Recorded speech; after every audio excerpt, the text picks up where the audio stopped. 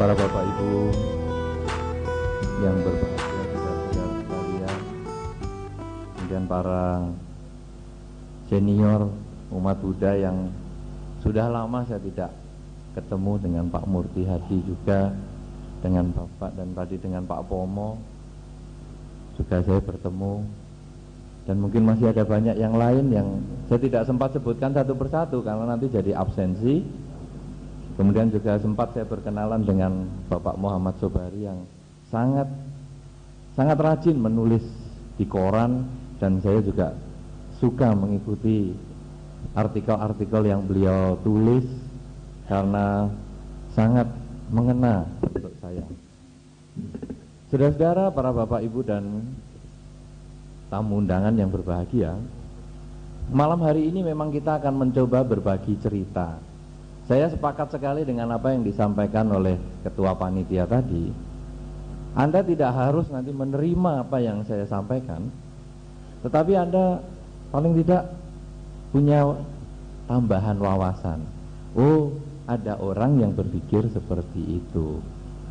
Masalahnya nanti Anda cocok atau tidak itu urusan lain. Nah, apalagi yang kita bahas satu problem yang sebetulnya sangat subjektif, yaitu tentang tujuan hidup. Karena semua orang kalau ditanya tentang tujuan hidup, jawabnya aneh-aneh. Beberapa waktu yang lalu saya ketemu dengan seorang dokter yang cukup terkenal dan suka sekali membaca buku. Dia juga menjadi kepala sebuah rumah sakit, senior sekali dia. Katanya dia, wah, hidup saya ini hanya untuk membaca, katanya. Saya tanya, berapa buku yang sudah dibaca? Wih, ribuan sudah. Saya tidak bisa hidup tanpa membaca. Paling sedikit saya baca koran. Kalau tidak baca koran tidak bisa tidur, katanya. Wah, saya heran. Saya ngomong, wah, padahal saya kalau tidak berbaring yang susah tidur. Pak dokter yang tidak baca, ya oke lah. Setelah kita cerita panjang kali lebar, kemudian saya tanya kepada dokter itu, Pak dokter ini sebetulnya dengan membaca segitu banyak, dengan aktif di dalam bidang kedokteran, di dalam bidang kesehatan, menjadi kepala rumah sakit dan lain sebagainya, studi banding ke berbagai negara di luar negeri, lalu apa sebetulnya tujuan hidupnya? Semua pertanyaan dia bisa jawab kecuali satu ini. Dia mengatakan sambil garuk-garuk kepala, nah ini yang saya belum pikirkan, katanya. Loh, lah ini Pak dokter pergi naik pesawat bersama ini kan mesti ada tujuannya. Iya, Pak dokter belajar juga ada tujuannya. Belajarnya sampai 3 lagi, dokter SHMM, kan mesti ada tujuannya. Iya. Lah sekarang hidupnya Pak dokter sendiri ini tujuannya apa? Ini yang saya tidak terpikirkan. Nah, jadi kalau tadi dikatakan oleh Ketua Panitia bahwa nanti kita sharing ini nanti untuk menjawab pertanyaan. Kalau anak-anak itu nanti bertanya, saya malah jadi bertanya sekarang, apakah Anda sudah tahu tujuan hidup itu? Sehingga kalau sudah tahu, saya tinggal membantu merumuskan cara memberitahu. Tapi kalau Anda sendiri belum tahu, ini yang repot. Ya. Nah, ada yang ngomong lagi, tujuan hidup itu kan mati. Oh, kalau gitu sekarang bunuh diri saja, biar cepat tercapai kan. Ngapain nunggu lama-lama? Ya sekarang bunuh diri. Oh ya ndak mau Bante, saya kan pengen masih berumah tangga. Lah, katanya tujuan hidupmu mau mati. Ternyata kok sekarang mau berumah tangga. Sudah berumah tangga lah sekarang? Sudah Bante. Mati. Nanti dulu Bante, anak saya belum besar loh. Berarti tujuan hidupmu membesarkan anak. Nah ini sekarang anaknya udah besar ya mati. Nanti dulu Bante, saya belum punya menantu. Nah berarti tujuan hidupnya ganti lagi, punya menantu. Nah ini sudah ngawinkan anak semua beres, ayo mati. Nanti Bante belum nimang cucu. Loh, ini tujuan hidupmu ini apa? Masa ganti terus? Ini artinya kita memang tidak memahami. Nah, oleh karena itu saudara-saudara, para bapak dan ibu semua, saya akan mencoba membagikan apa sebetulnya tujuan hidup kita. Mungkin Anda semua sudah tahu, cuman Anda belum terumuskan dengan jelas, atau yang sudah rumuskan, mungkin nanti Anda punya pandangan yang berbeda dengan saya. Tidak apa-apa, kita akan sharing toh, kita akan berbagi cerita, bertukar pikiran, karena saya duduk di sini bukan berarti orang yang paling ngerti, Anda yang paling tidak ngerti, saya kira tidak begitu. Kita sama-sama tukar pikiran. Nah, oleh karena itu, kalau Anda ketemu yang tidak cocok, nanti kita tanyakan, sehingga kita ketemu jalan tengah yang baik. Apakah sebetulnya tujuan hidup manusia? Sebetulnya manusia itu kepinginnya cuma satu, yang disebut bahagia. Bahagia. Saya kira di antara kita tidak ada yang kepingin menderita. Mau jadi biku kan menderita. Salah. Saya jadi biku ini juga karena saya cari bahagia, terbebas dari minyak rambut, terbebas dari sisir, terbebas dari jas-jasan. Saya bahagia dengan cara begini. Jadi saya juga mencari bahagia. Loh, kan malam tidak makan, loh itu lebih bahagia lagi. Saya bisa dengarkan ceramah tanpa terganggu perut saya. Kalau yang biasa malam makan kan sudah jamnya nanti bunyi, stres. Saya kan santai-santai tunggu besok. Nah, jadi menjadi biku pun adalah untuk mencari bahagia. Karena itu sebetulnya semua manusia kepingin bahagia. Nah, sekarang kita akan mencoba apa level bahagia yang kita bisa kenalkan sekarang. Para bapak ibu dan saudara-saudara yang berbahagia, level bahagia yang pertama, level yang paling sederhana adalah bahagia karena mendapat. Bahagia karena mendapat. Contoh, anak kecil nangis karena takut ada ledakan. Nangis anak kecil, terus digendong, tenang, itu hanya sound system, tenang, lega dia. Bahagia mendapat rangkulan, diem. Nangis lagi, lapar, kasih susu, diem. Ini bahagia karena mendapat. Sekolah, hore dapat 3, saya kira tidak. Hore dapat 8, mendapat, senang, bahagia.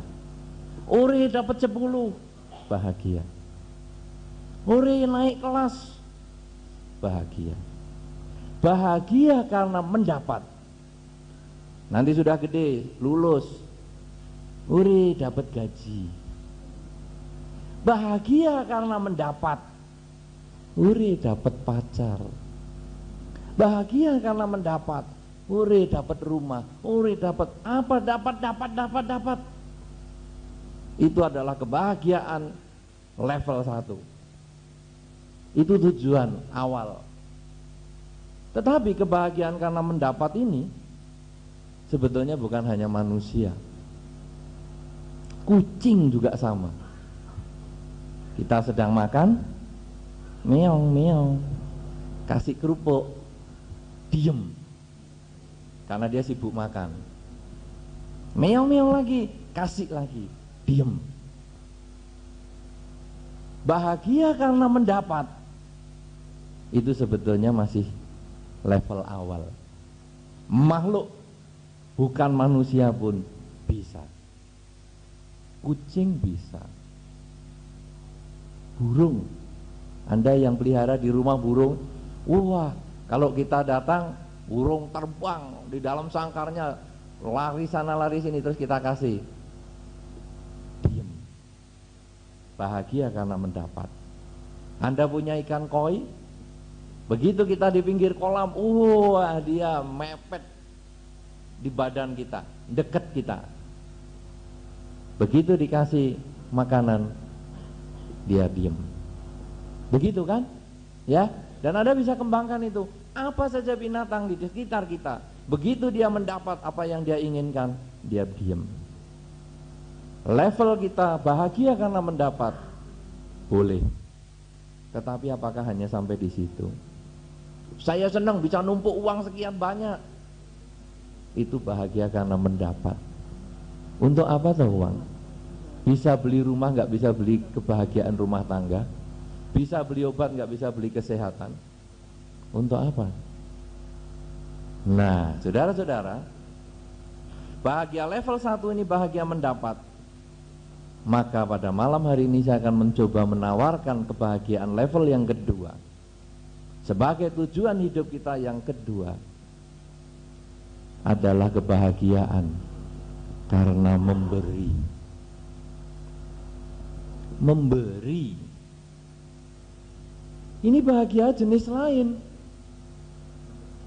Ketika Anda melihat pengemis di perempatan jalan, kemudian Anda bisa membagikan uang kepada dia, dan Anda melihat senyumnya dia, Anda juga happy.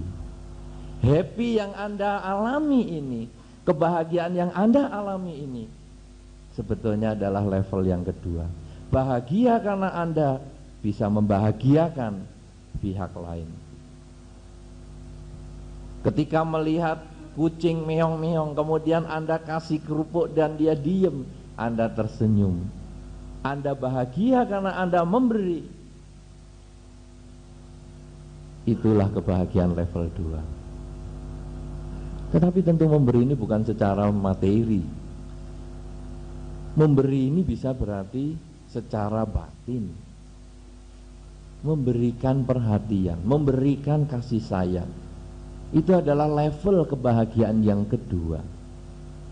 Satu contoh saudara-saudara, kalau sekarang Anda yang sudah bersuami atau beristri, banyak di sini yang punya suami atau istri? Boleh tunjuk jari yang punya suami dan istri dan yang masih punya. Karena saya pernah punya tapi sudah tidak ada lah. Yang masih punya suami dan istri hanya 2 orang ya. 2 orang, saya khawatir yang di sana istrinya, yang di depan suaminya. Boleh lihat berapa yang punya suami dan istri? Satu aja, salah satu yang nunjuk. Cuma satu, 2, 3. Oh banyak, bagus. Baik, sudah banyak, saya lega. Yang punya pacar? Mahasiswa ini, moderator sudah punya pacar? Oh belum punya pacar, boleh nanti. Nah saudara-saudara, Anda yang sudah pasangan hidup, sudah punya suami atau punya istri, Anda yang sudah berpacaran, atau Anda yang punya sahabat, mungkin satu ketika Anda terlibat percekcokan. Nah, ketika terjadi percekcokan dan Anda tidak mau kalah dengan percekcokan itu, dan Anda memenangkan percekcokan itu, apakah Anda lega bisa tidur? Ketika Anda memenangkan percekcokan, apa Anda lega tidurnya? Pernah cekcok? Pernah? Sering? Kerep? Ya kerep itu sering. Kalau sudah cekcok, apakah kita tidurnya enak? Dalam banyak pengamatan, dalam banyak pengalaman, orang setelah cekcok tidurnya sulit. Padahal menang loh percekcokan, tapi sulit. Kenapa? Karena Anda bahagia mendapat. Anda mendapat kemenangan, bisa membuat pasangan hidup Anda nangis, bisa membuat pacar Anda nangis, bisa membuat sahabat Anda tekuk lutut, tidak berani ngomong lagi. Anda mendapat kemenangan atas ego Anda sendiri, dan Anda sulit tidur. Bisa beberapa sebab. Mungkin yang pertama, duh kenapa ya saya ngomong begitu tadi, ini kan nyakiti, membuat pasangan hidup menangis, membuat sahabat menangis.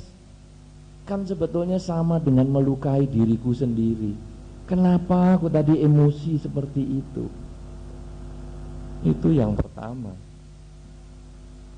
Tapi yang kedua, aku kok cuma ngomong gitu ya tadi, kurang. Wah, mestinya aku juga ngomong gini lagi, yang lebih menyakitkan. Sudah terlanjur menang, enggak sekalian dipotong lehernya. Tapi tetap kita enggak bisa tidur, sulit. Karena Anda menang atas ego Anda. Itulah bahagia karena mendapat. Tetapi kebahagiaan memberi itu berbeda. Ketika Anda memaafkan kesalahan pasangan hidup Anda, ketika Anda memaafkan kesalahan pacar Anda, ketika Anda memaafkan, bisa memahami kesalahan, kelemahan teman Anda, pada saat Anda bisa lega memaafkan dia, ya semoga kamu bahagia. Memang semua orang punya kelebihan, tapi juga punya kekurangan. Ya semoga kamu bahagialah. Saya bisa memahami hal itu. Tidur pasti nyenyak. Kalau biasanya dilihat tidurnya pun akan tersenyum. Kenapa? Karena kita bahagia mengalahkan ego kita, bahagia mengatasi diri kita sendiri dengan memberikan maaf. Ini adalah level kedua yang sulit, tetapi mestinya Anda bisa. Salah satu contoh yang paling gampang bahagia karena memberi itu seorang ibu. Seorang ibu kalau hari ini masak makanan, padahal makanan kemarin itu sudah tidak masih belum habis, maka seorang ibu biasanya, yang saya lihat, saya tidak tahu nanti ibu-ibu di sini apa begitu tidak, ibu yang biasanya yang saya kenal itu biasanya dia makan masakan yang kemarin, anaknya suruh makan masakan yang sekarang. Mestinya begitu.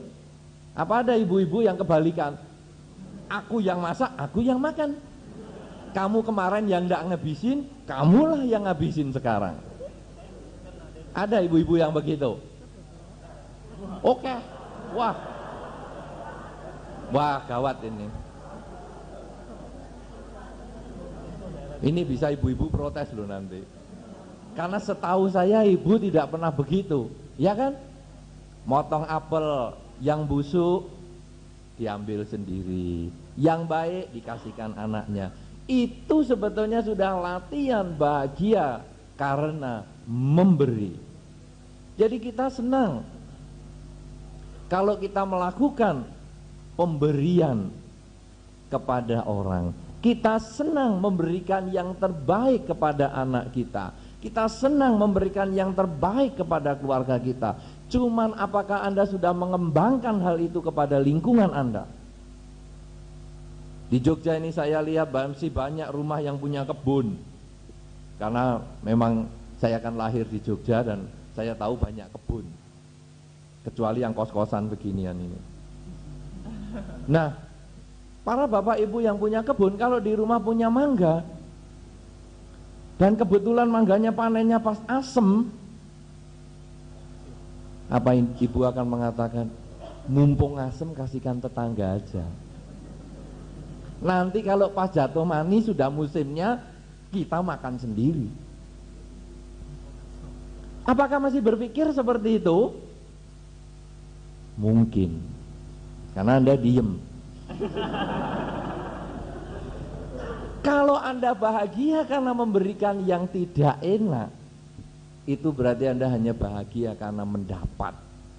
Saya bahagia karena mendapat mangga yang manis, tapi saya tidak suka mangga yang asam, saya kasihkan ke orang lain. Anda penampilannya memberikan, tapi sebetulnya memberikan yang tidak mau. Berbeda dengan ibu yang masak tadi, berbeda dengan ibu yang memotong apel tadi.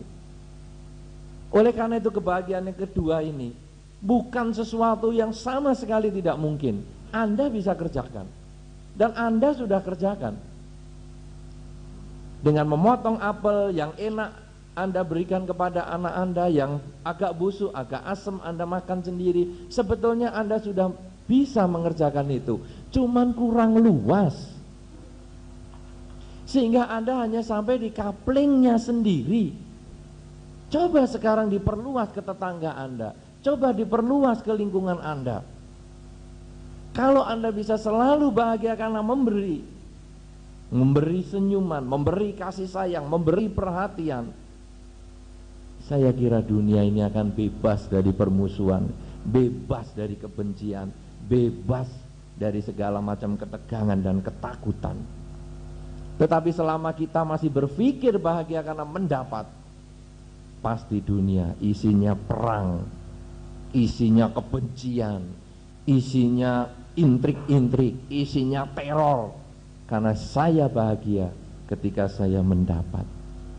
Apa yang disebut teror? Anda semua ini sebetulnya punya watak teroris. Cuman bedanya Anda tidak berani. Keberanian itu perbedaannya. Coba kalau Anda semua masing-masing dipersenjatai pistol, semua yang nyalip Anda dengan ngawur, Anda tembak kepalanya. Iya kan? Anda sebetulnya punya watak teroris kok. Mau tahu buktinya? Tidurlah satu kamar dengan seekor nyamuk. Watak teroris Anda akan muncul. Nginging, sudah gelap ini, nginging. Buka lampu, lihat baik-baik, cari, hajar, mati, puas, matikan lampu, tidur lagi. Jadi Anda punya watak teroris. Karena kalau Anda masih bersikap bahagia karena mendapat, itulah teroris. Apakah Anda mau sampai di situ saja? Apakah Anda puas dengan cara seperti itu saja? Nah, oleh karena itu saudara, kebahagiaan yang kedua ini bisa Anda kerjakan, cuman Anda kadang tidak mau, karena itu latih. Sudahkah saya memberikan kebaikan, kebahagiaan kepada lingkungan, baik kepada pasangan hidup saya, teman saya, tetangga saya, maupun orang yang tidak dikenal oleh saya. Bahkan nyamuk sekalipun di kamar, sekarang tidak harus jadi teroris. Nyamuk cari, buka lampu, cari, tangkap pakai gelas, buang keluar kamar, tidur nyenyak. Karena pembunuhan bukan salah satu, bukan satu-satunya cara untuk menyelesaikan masalah. Begitu Anda bisa membebaskan nyamuk keluar kamar, Anda lega. Wah, tapi nyamuknya banyak. Tidak apa-apa, pakai kelambu. Dah, kamu nginging terus, nggak apa-apa. Saya di dalam kelambu, tenang-tenang. Kebahagiaan karena memberi. Saudara-saudara, kebahagiaan karena mendapat adalah level 1. Kebahagiaan karena memberi adalah level 2. Kebahagiaan ketiga, ini level yang paling tinggi, dan ini agak sulit, tapi masih bisa dikerjakan. Kebahagiaan yang diperoleh karena kita tidak melekat masa lampau maupun yang akan datang. Masa lampau pernah ada. Tadi kita yang jam 6 sore ada, kita yang jam 3 siang ada, kita yang waktu masih kecil ada. Kita pernah jatuh di waktu kecil dan sekarang lutut kita atau siku kita lecet, masih ada bekasnya, tetapi itu sudah lewat. Itu sudah tinggal kenangan. Masa yang akan datang, besok pagi, lusa, habis lusa apa?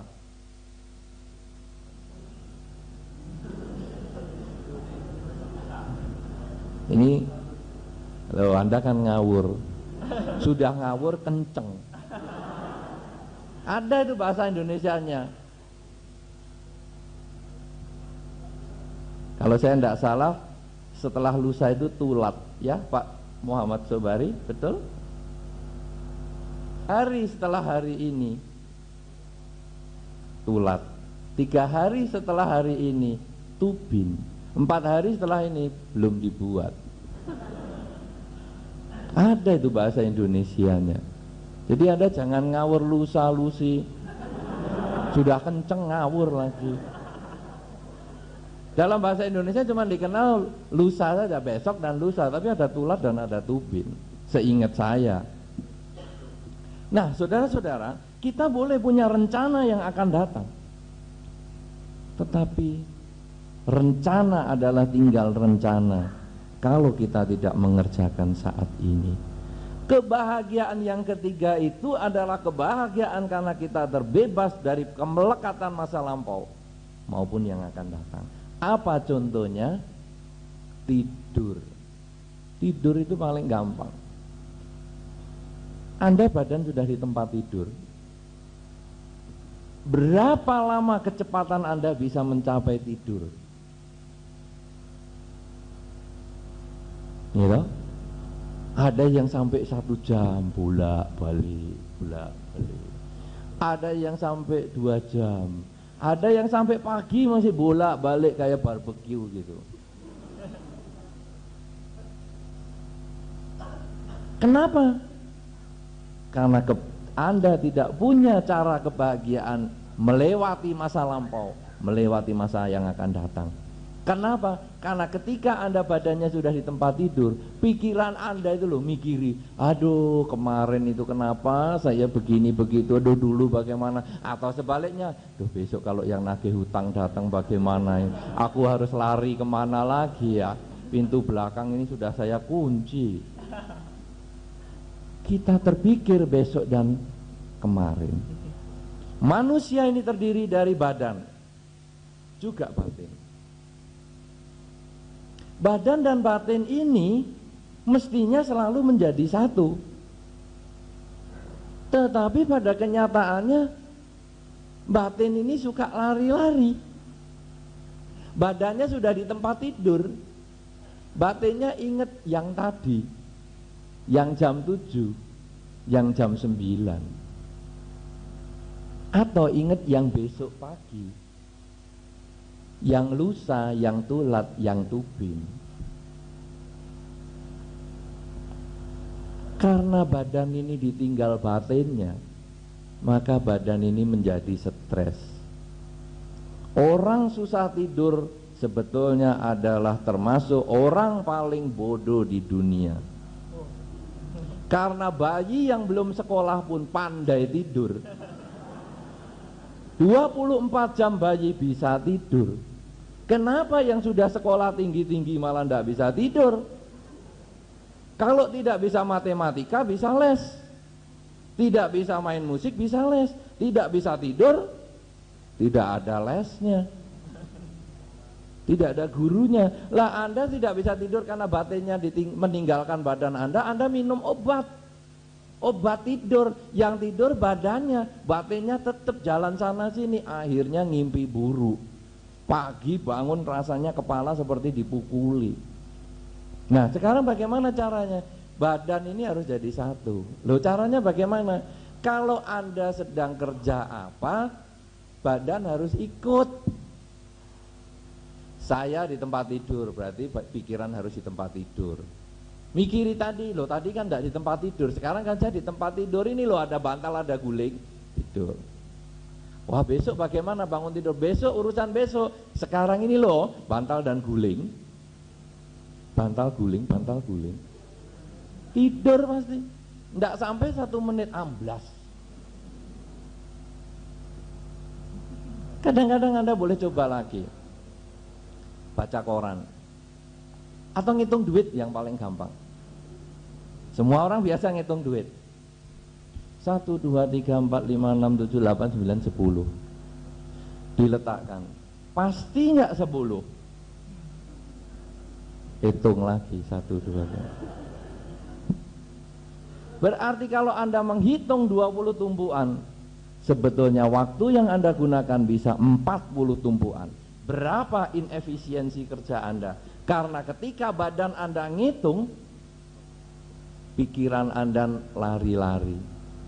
Mikiri, aduh duit besok mau saya pakai apa ya? Wah ini dulu dapatnya duit dari mana ya? Jadi ngitungnya ini cuma otomatis, tangan goyang-goyang. Tapi berapa jumlahnya tidak pasti. Coba Anda nyadari sekarang saya ngitung duit. 1, 2, 3, 4, 10, pasti 10. 1, 2, 10, pasti 10. Sangat efisien. Ngunci pintu rumah, ngunci pintu mobil. Anda yang kesini naik kendaraan, kalau ditanya sudahkah kendaraan Anda kunci, yakinkah bahwa kendaraan Anda sudah terkunci? Maka Anda hanya bisa berpikir, biasanya kalau saya sudah duduk di sini ya sudah terkunci. Biasanya, karena ketika Anda memutar kunci itu, pikiran Anda sudah ke tempat lain. Nah, oleh karena itu kebahagiaan ini bisa dilatih. Menyatukan badan dengan pikiran ini bisa dilatih. Bagaimana cara melatihnya? Gampang. Kalau Anda sedang nonton TV, sadari Anda sedang nonton TV. Saat ini nonton TV. Nah, hitung uang, sadari sedang hitung uang.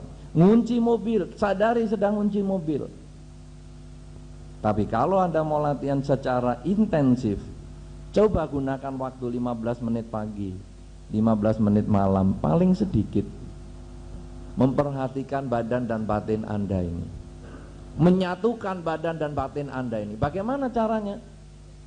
Ketika badan Anda ini bernafas, Anda tahu ini bernafas. Ketika badan Anda mengeluarkan nafas, Anda tahu batinnya mengeluarkan nafas. Ketika nafas masuk, Anda tahu nafas masuk. Ketika batin menyadari, katakan masuk. Ketika nafas keluar, sadari, batin dengan mengatakan nafas keluar. Nafas masuk, batin menyebutkan. Nafas keluar, batin juga mengatakan. Terus demikian 15 menit setiap hari. Kalau Anda bisa latih seperti itu, maka Anda bisa ubah latihan itu ke dalam perilaku Anda sehari-hari. Ketika Anda sedang berjalan badannya, batin ikut berjalan di situ. Ketika badan sedang ngomong, batin ikut ngomong di situ. Jadi tidak mungkin salah manggil. Di depan anak nomor 1 yang dipanggil anak nomor 2. Pernah kejadian? Sering. Di depan istrinya yang dipanggil tetangganya. Pernah kejadian? Sering juga. Bahaya itu. Tapi kalau Anda bisa selalu menyadari apa yang sedang Anda kerjakan, dan Anda bisa ubah kesadaran sehari-hari itu di dalam kehidupan Anda, di dalam pekerjaan Anda, maka Anda mencapai kebahagiaan yang ketiga, terbebas dari segalanya. Kenapa Anda stres? Karena badan dan batin ini pisah. Batinnya ketinggalan. Ada orang stres, aku jengkel Bante pada problem dulu waktu aku 5 tahun yang lalu aku dikatakan begini begitu. Loh, badanmu itu sudah tambah 5 tahun. Kenapa batinmu masih ngurusi yang 5 tahun yang lalu? Ya mesti stres. Aduh Bante, nanti kalau saya tua bagaimana Bante? Loh, badanmu ini masih muda. Kenapa batinmu sudah terbang ke sana ke sini? Loh, apakah saya tidak boleh punya masa lalu? Boleh. Anda boleh punya masa lalu.